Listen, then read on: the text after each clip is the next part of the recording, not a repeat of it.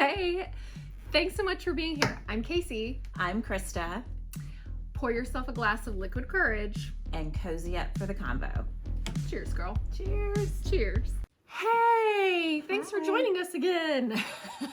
Yay. Surprise. So, this is kind of a fluid thing. We are growing and learning right along with you. So, we're going to try putting a timer on today. We really, when we talked about doing this from the get-go, wanted to make this short. Little snippets of things where it was really digestible in hopefully one sitting. So we're going to try to keep each episode at 20 minutes. So we've got a little timer set, and when that timer buzzes, we'll kind of wrap up that final thought, and then we'll finish out whatever is left of this actual conversation if we need to go a deeper still on the next week. So stay tuned as we figure this out in fluid motion with you along for the ride. So, welcome back, Krista. Yes, Thanks so much for being here. So excited. My really fun. Event orchestrator extraordinaire. I love, So I love am a good party. and you host great parties. So yay. We're gonna pretend that this background would live up to something that you put together for a fabulousness, and we're going with it. We're going with it. It's great. No, I love the colors and everything too. But as we know, life has great ups and downs that you celebrate, and definitely want to enjoy those moments and take advantage of just those good moments. But not every day is great. Yeah. And there's just been a lot in the news and a lot of things happening with people that are struggling. Yeah, absolutely. So we had mentioned, I think if you caught last episode, that we had some pre-planned episodes, and in light of things going on, I said I really think we need to hit mental health next, and she was absolutely in agreement.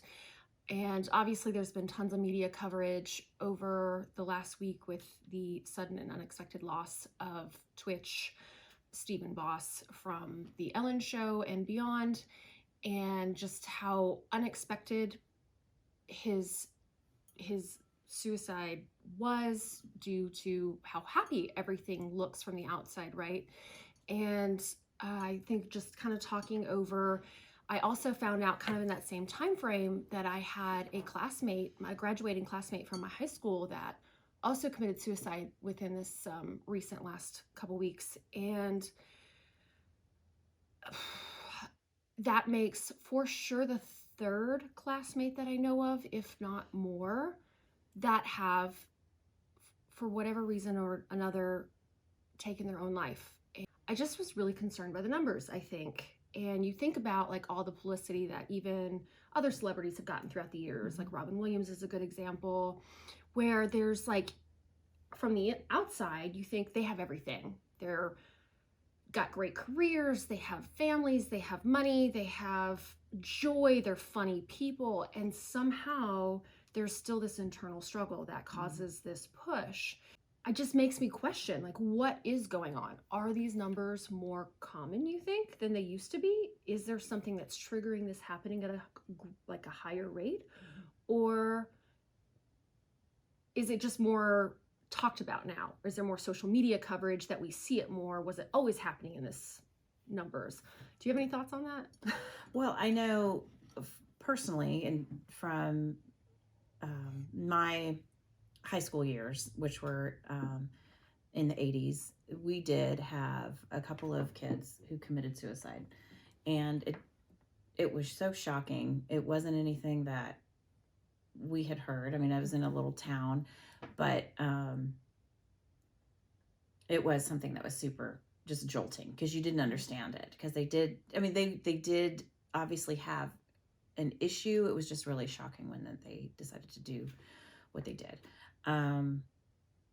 But what's interesting is now mental health is such a topic of conversation, and it is so important to have. But back then, it really wasn't. I think they may have had a counselor there, in case you had a question or something. But it was really just sort of like, it's unfortunate, but and you just kind of had to move on.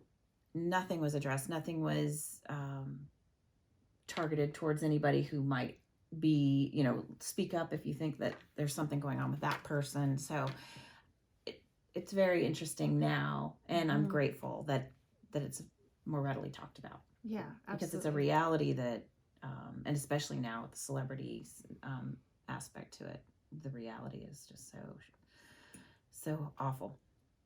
Absolutely. Even though it is being talked about more, I think there is so much shame still kind of buried around certain things.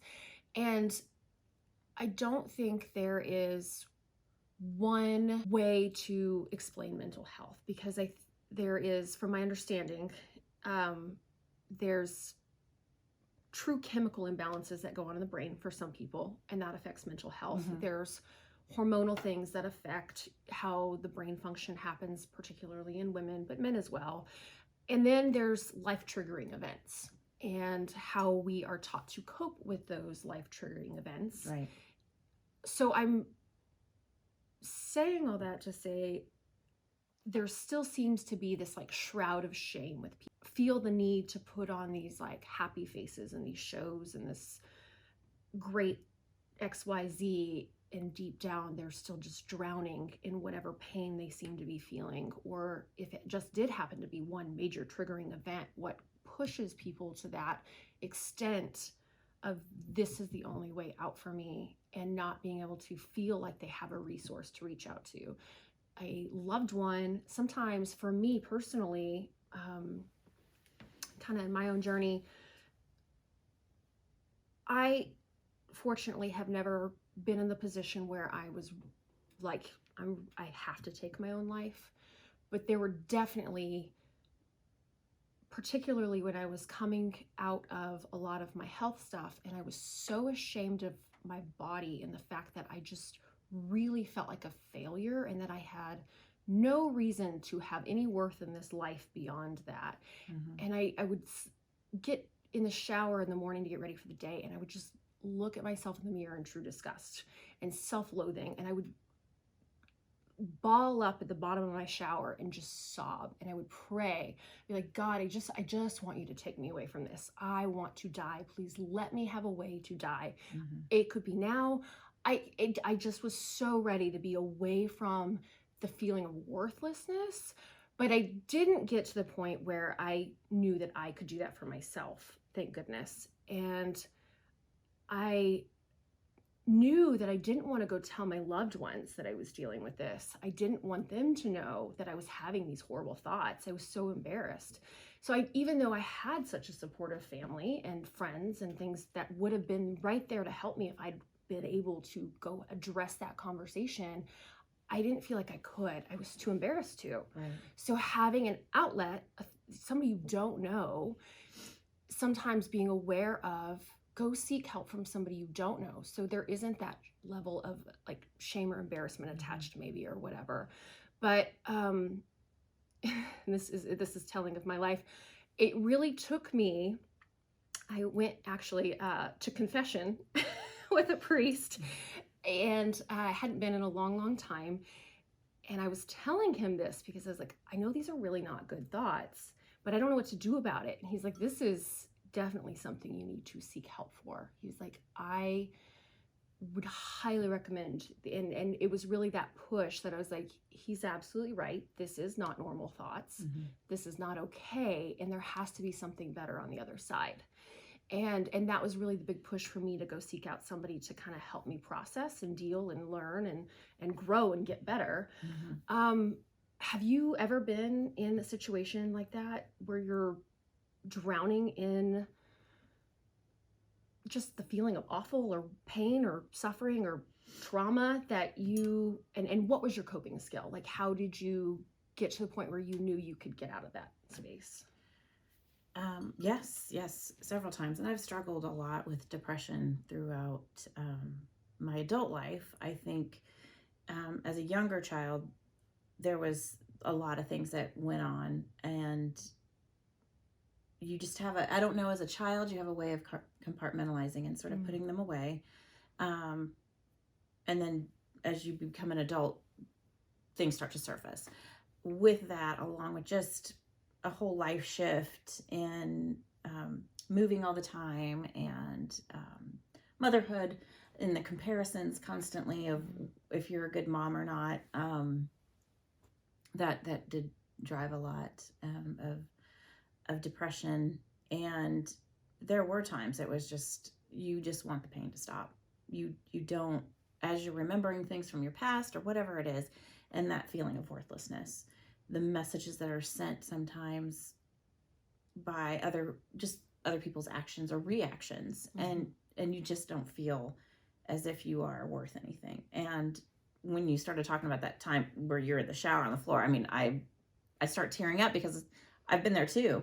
And it's an awful feeling, but it's not one that you really want to ever, there's something inside me that stops short of just going ahead with it. I didn't want to be there. I wanted the pain to stop, but I wasn't going to do anything outside of just seeking help and working through those painful issues. And I think that's why I love having real conversation, because it's just constantly a healing process. The more you talk about it, yeah, absolutely, and just be open and transparent. It is a vulnerability that isn't always comfortable, and not everybody's ready to do that.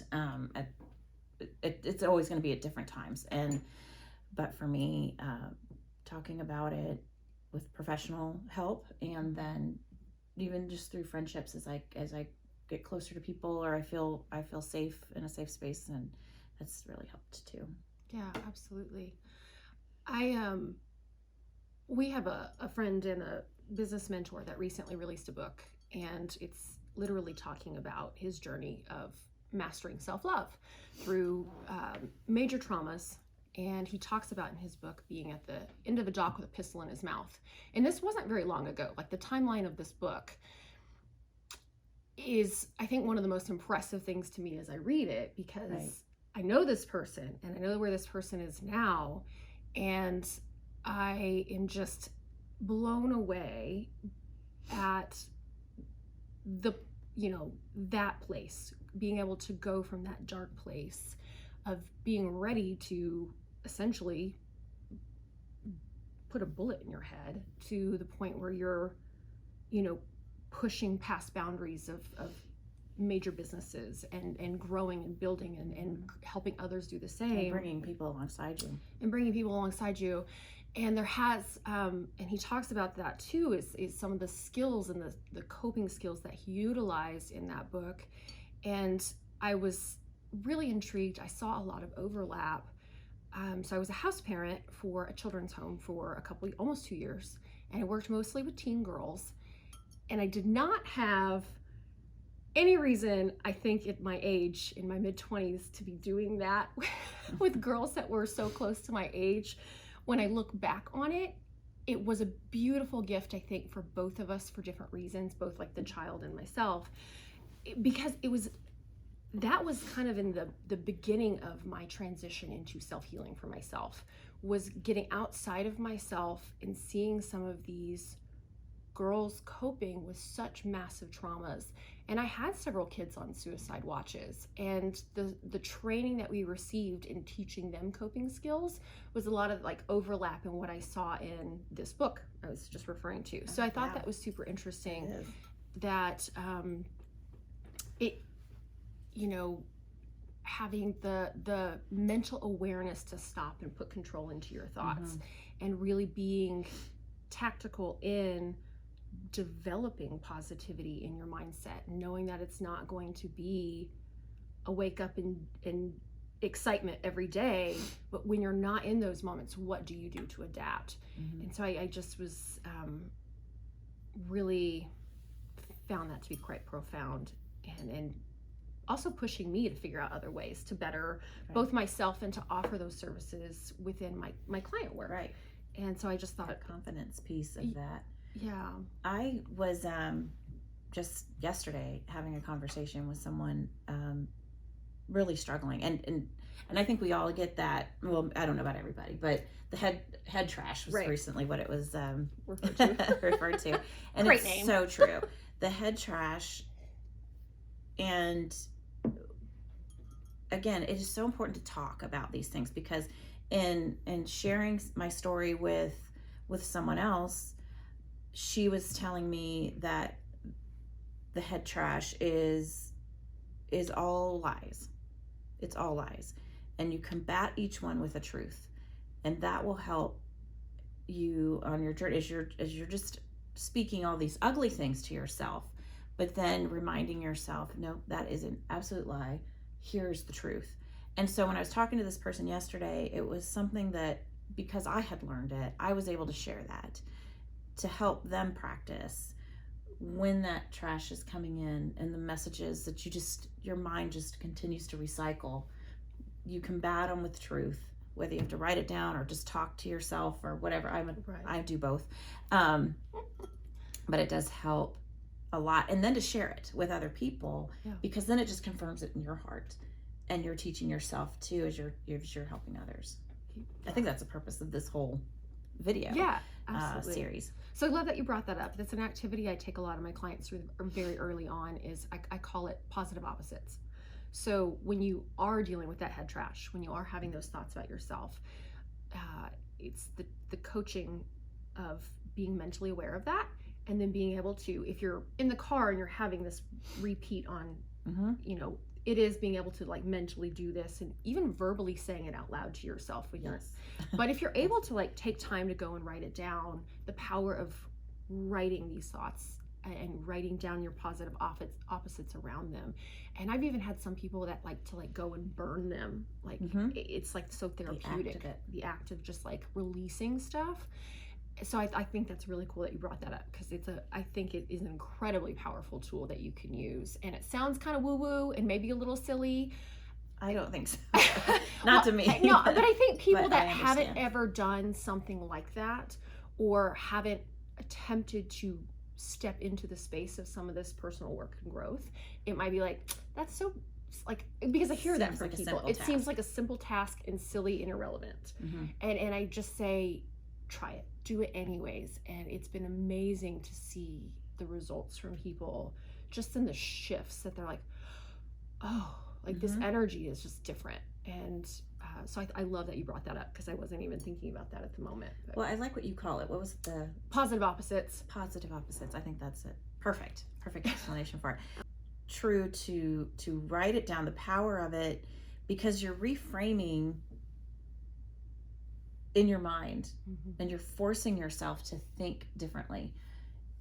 It's such an incredible practice, and has been so healing for me in a lot of different areas. And sometimes it takes me a while to get there, because I'm just wallowing and just telling myself all these horrible things. But then to practice these things, it just makes it so much more real, and helps me get out of that funk and reframe things and look more positively. Self-wallowing is something I became a pro at for a while. And I think that's the thing that I don't think people talk about enough, is your emotions are valid. You get to feel and own everything. And it doesn't matter what's making you feel that way, and the fact that somebody might be going through, like, it used to drive me crazy when people were like, oh, well, just this person's going through something so much worse. In theory, yes, absolutely. But it doesn't invalidate the fact that I'm struggling with what I'm going through. Right. And I think it's being able to stop and be aware enough that this person is going through something, and I would love to go and help them, and I'm going to go help them if I'm in the capability to do so. But I also have to recognize that my pain is worthy of acknowledgement, even if it's something that seems silly or contrite to somebody else. Right. And so allowing people to feel comfortable in just owning those emotions and sitting with them and feeling the feels, but not wallowing, because that's where we get in trouble, is when you feel the feel, and I think it's very healthy to, and then move past it, right? And then do the work to get past it. But it's when you get stuck in that that becomes really dangerous, and it becomes, what you focus on grows, right? I've heard that a lot over the last several years. What you focus on grows. So when it becomes your overwhelming thought, and it becomes on repeat in the track in your head, it becomes more and more dangerous, and it becomes more and more powerful. And so being able to I guess shift the awareness to people that you are not wrong for having those feelings, and you That's correct. Recognize them. It's healthy to recognize them, but don't wallow. Right. Yeah, exactly. Yeah. So that being said, with the timer, kind of threw me off for a second. I That's know. okay. But I do think it's really important that we take a minute to say, if you're struggling, reach out to someone you know. There are people that love you and do not need to see your fake happy face like I thought they did. I will link or put in the notes the suicide hotline prevention line. Reach out to somebody. You are never alone. Never feel alone. And we'll continue this conversation. I think I have a few more thoughts, and I would love to get a few more thoughts from you on this momentarily. So join us next week for the end of this conversation. Did you have anything you wanted to finish up with? No, you aren't alone, and there's always going to be someone to listen and just be vulnerable enough, just enough to be able to talk about those things with other people. Yeah. So for now, Stay well. stay well.